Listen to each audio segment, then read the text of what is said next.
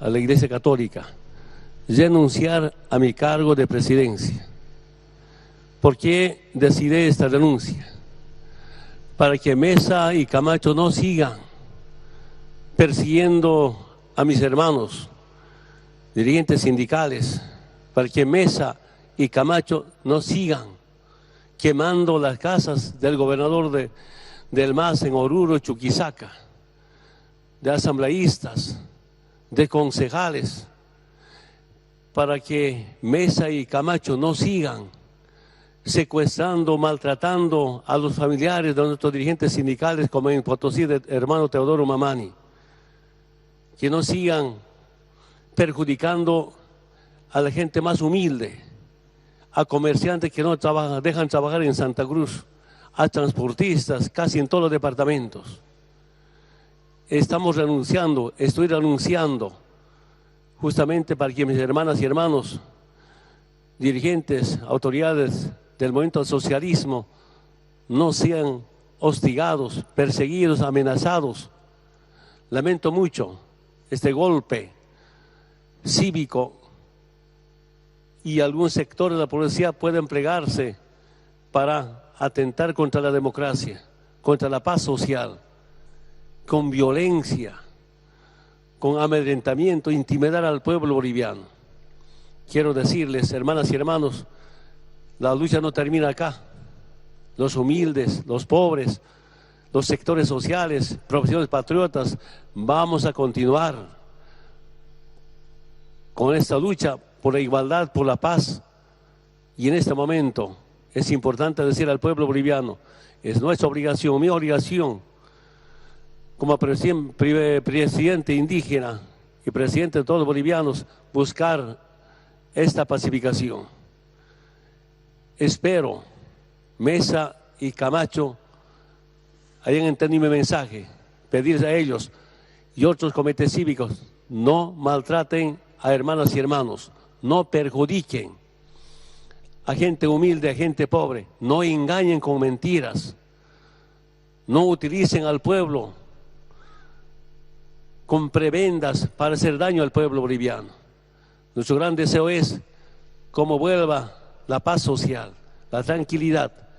Me he pedido, con mucho respeto a todo el pueblo boliviano y que también al mundo entero, que sepan cómo grupos oligárquicos conspiran contra la democracia. Es histórico, es inédito, conocemos nuestra historia. Sin embargo, tengo la obligación de buscar esta paz. Duele mucho que entre bolivianos y bolivianos enfrentados, duele mucho que estos señores, algunos comités cívicos y partidos que han perdido, llevar a la violencia, llevar a la agresión, enfrentando entre bolivianos y bolivianos. Y por esta y muchas razones, estoy renunciando, enviando mi carta de renuncia a la Asamblea Legislativa Plurinacional de Bolivia. Muchas gracias. Companheiros.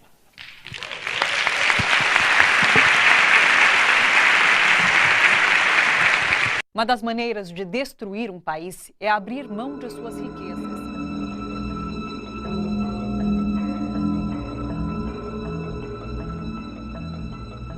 We economic hitmen really have been the ones responsible for creating this first truly global empire. And we work many different ways.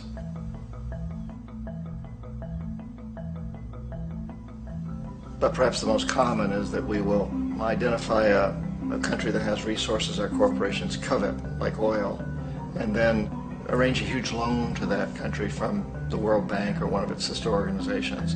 But the money never actually goes to the country. Instead, it goes to our big corporations to build infrastructure projects in that country, power plants, industrial parks, ports, things that benefit a few rich people in that country, in addition to our corporations, but really don't help the majority of the people at all. However, those people, the whole country is left holding a huge debt.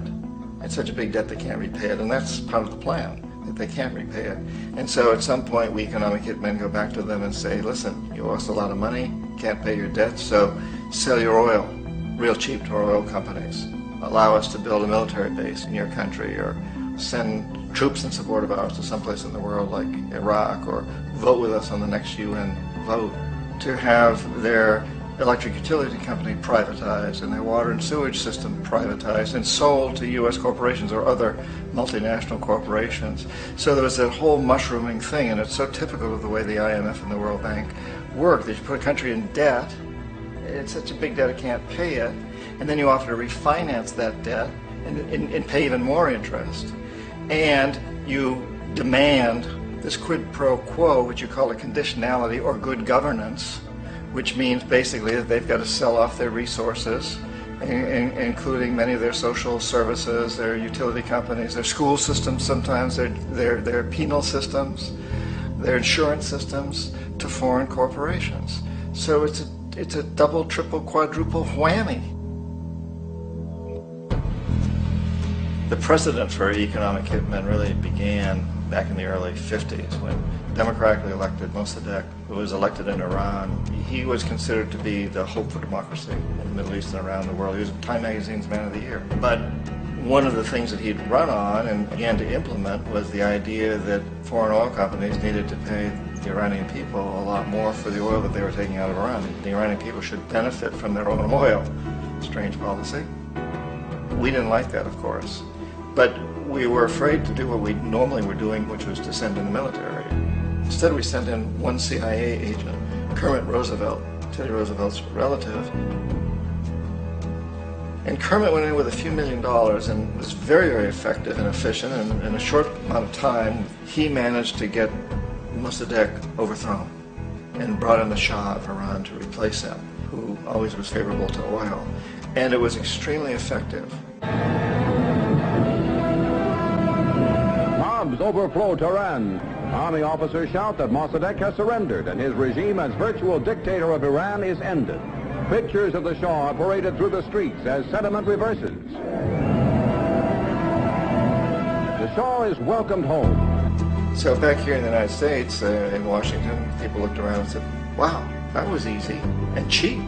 So this established a whole new way of manipulating countries, of creating empire.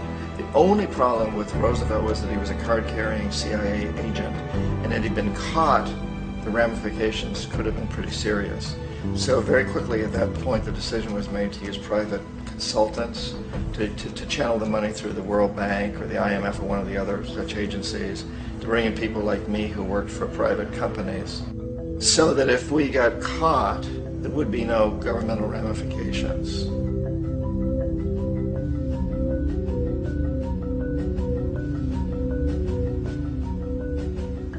When Arbenz became president of Guatemala, the country was very much under the thumbs of United Fruit Company, the big international corporations. And Arbenz ran on this ticket that says, you know, we want to get the land back to the people. And once he took power, he was implementing policies that would do exactly that, give land rights back to the people. United Fruit didn't like that very much. And so they hired a public relations firm, launched a huge campaign in the United States to convince the United States people, the citizens of the United States, and the press of the United States, and the Congress of the United States, that Arbenz was a Soviet puppet, and that if we allowed him to stay in power, the Soviets would have a foothold in this hemisphere. And that at that point in time was a huge fear on everybody's mind, the Red Terror, the Communist terror. And so, to make a long story short, out of this public relations campaign came a commitment on the part of the CIA and the military to take this man out. And in fact, we did. We sent in planes, we sent in soldiers, we sent in jackals, we sent everything in to take him out, and did take him out. And as soon as he was removed from office, the new guy that took over after him basically reinstated everything to the big international corporations, including United Fruit.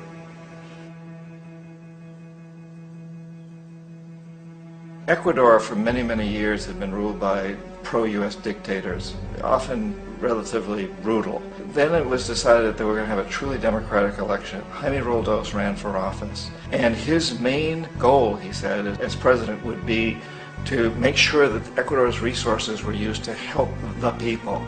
And he won, overwhelming, by more votes than anybody had ever won anything in Ecuador. And he began to implement these policies to make sure that the profits from oil went to help the people. Well, we didn't like that in the United States. I was sent down as one of several economic hitmen to change Roldos, to corrupt him, to bring him around, to let him know, you know, okay, you know, you can get very rich, you and your family, if you play our game, but if you continue to try to keep these policies you've promised, you're going to go. He wouldn't listen. He was assassinated. As soon as the plane crashed, the whole area was cordoned off. The only people allowed in were U.S. military from a nearby base and some of the Ecuadorian military. When an investigation was launched, 2 of the key witnesses died in car accidents before they had a chance to testify. A lot of very, very strange things that went on around the assassination of Jaime Roldos. I, like most people who've really looked at this case, had absolutely no doubt that it was an assassination. And of course, in my position as an economic hitman, I was always expecting something to happen to Jaime, whether it be a coup or assassination, I wasn't sure, but that he would be taken down because he was not being corrupted. He would not allow himself to be corrupted the way we wanted to corrupt him. Omar Torrijos, president of Panama, was, you know, one of my favorite people. I really, really liked him. He was very charismatic. He was a guy who really wanted to help his country. And when I tried to bribe him or corrupt him, he said, look, John, he called me Juanito. He said, look, Juanito, I don't need the money. What I really need is for my country to be treated fairly. I need for the United States to repay the debts that you owe my people for all the destruction you've done here. I need to be in a position where I can help other Latin American countries win their independence and be free of this terrible presence from the north that you people are exploiting us so badly. I need to have the Panama Canal back in the hands of the Panamanian people. That's what I want. And so, leave me alone. Don't try to bribe me. It was 1981, and in May, Jaime Roldos was assassinated. And Omar was very aware of this.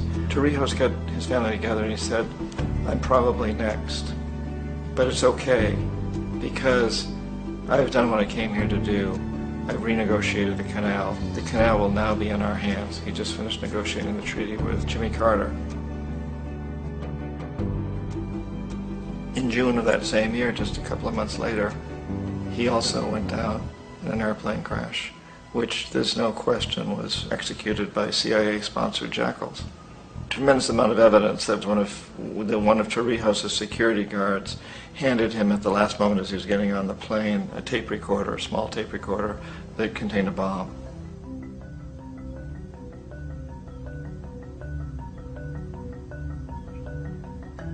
It is interesting to me how this system has continued pretty much the same way for years and years and years, except the economic hitmen have got better and better and better. Then we come up with, very recently, what happened in Venezuela. In 1998, Hugo Chavez gets elected president, following a long line of presidents who had been very corrupt and basically destroyed the economy of the country. And Chavez was elected amidst all that.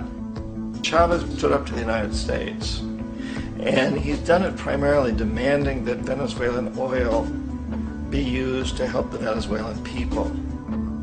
Well, we didn't like that in the United States. So in 2002, a coup was staged, which there's no question in my mind, and most other people's minds, that the CIA was behind that coup.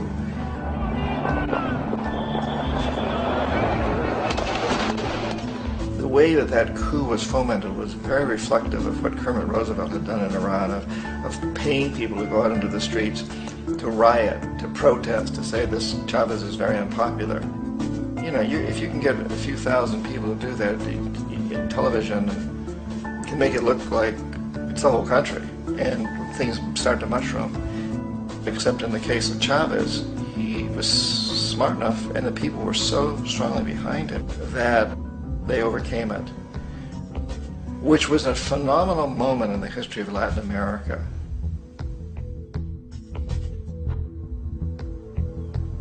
Iraq actually is a perfect example of the way the whole system works. So we economic hitmen are the first line of defense. We go in, we try to corrupt governments and get them to accept these huge loans, which we then use as leverage to basically own them.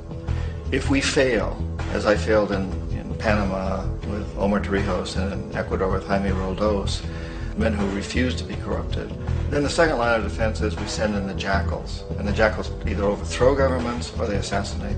And once that happens and a new government comes in, boy, it's going to toe the line because the new president knows what will happen if he doesn't. In the case of Iraq, both of those things failed. Economic hitmen were not able to get through to Saddam Hussein. We tried very hard. We tried to get him to accept a deal very similar to what the House of Saud had accepted in Saudi Arabia, but he wouldn't accept it. And so the jackals went in to take him out. They couldn't do it. His security was very good. After all, he had one time worked for the CIA. He'd been hired to assassinate a former president of Iraq and failed, but he knew the system. So in '91 we send in the troops and we take out the Iraqi military. So we assume at that point that Saddam Hussein is going to come around. We could have taken him out, of course, at that time, but we didn't want him. He's the kind of strong man we like. He controls his people. We thought he could control the Kurds and keep the Iranians in their border and keep pumping oil for us. And then once we took out his military, now he's going to come around. So the economic hitmen go back in the 90s without success. If they'd had success, he'd still be running the country. We'd be selling him all the fighter jets he wants and everything else he wants. But they couldn't. They didn't have success. The jackals couldn't take him out again. So we sent the military in once again, and this time we did the complete job and took him out, and in the process created for ourselves some very, very lucrative construction deals. We had to reconstruct a country that we'd essentially destroyed, which is a pretty good deal if you own construction companies, big ones. So, Iraq shows the three stages. The economic hitmen failed there, the jackals failed there, and as a final measure, the military goes in. And in that way, we've really created an empire, but we've done it very, very subtly. It's clandestine. All the empires of the past were built on the military, and everybody knew they were building them. So the British knew they were building them, the French, the Germans, the Romans, the Greeks, and they were proud of it. And they always had some excuse, like spreading civilization, spreading some religion, something like that. But they knew they were doing it. We don't. The majority of the people in the United States have no idea that we're living off the benefits of a clandestine empire, that today there's more slavery in the world than ever before. And then you have to ask yourself, well, if it's an empire, then who's the emperor? Obviously, our presidents of the United States are not emperors. An emperor is someone who's not elected, doesn't serve a limited term, and doesn't report to anyone, essentially. So you can't classify our presidents that way. But we do have what I consider to be the equivalent of the emperor, and it's what I call the corporatocracy. The corporatocracy is this group of individuals who run our biggest corporations, and they really act as the emperor of this empire. They control our media, either through direct ownership or advertising. They control most of our politicians because they finance their campaigns, either through their corporations or through personal contributions that come out of the corporations. They're not elected, they don't serve a limited term, they don't report to anybody. And at the very top of the corporatocracy, you really can't tell whether a person's working for a private corporation or the government because they're always moving back and forth. So, you've got a guy who one moment is the president of a big construction company like Halliburton, and the next moment he's vice president of the United States, or the president who is in the oil business. And this is true whether you've got Democrats or Republicans in the office. You have to moving back and forth through the revolving door. And in a way, our government is invisible a lot of the time, and its policies are carried out by our corporations on one level or another. And then again, the policies of the government are basically forged by the corporatocracy and then presented to the government. They become government policy. So it's an incredibly cozy relationship. This isn't a conspiracy theory type of thing. These people don't have to get together and plot to do things. They all basically work under one primary assumption, and that is that they must maximize profits regardless of the social and environmental costs.